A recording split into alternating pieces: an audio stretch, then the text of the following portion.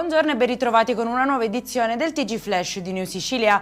In apertura arrestate 5 persone con l'accusa di concorso in tentato omicidio, porto abusivo di armi e detenzione di arma clandestina a seguito di una sparatoria avvenuta il 10 settembre scorso a Riesi, in provincia di Caltanissetta. La vicenda ha visto coinvolti 2 giovani fratelli rimasti feriti durante un'aggressione armata all'interno della loro abitazione, suscitando allarme e preoccupazione nella comunità locale.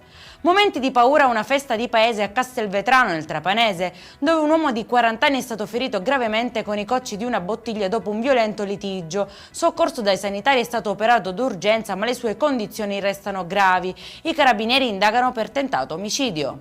Confiscati beni per 50.000 euro a un esponente di vertice della cosca dei barcellonesi. L'operazione, coordinata dai carabinieri e dalla DDA di Messina, fa emergere patrimoni illeciti accumulati insieme alla compagna.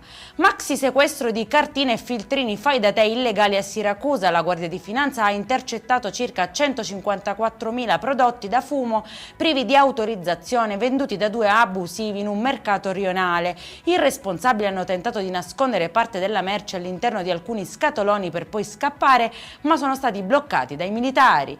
E in chiusura l'Etna è nuovamente in attività. Dai crateri sommitali si registrano emissioni di cenere con allerta arancione per il settore aereo. Per questa edizione è tutto, prossimo appuntamento alle 19:30. Buona giornata.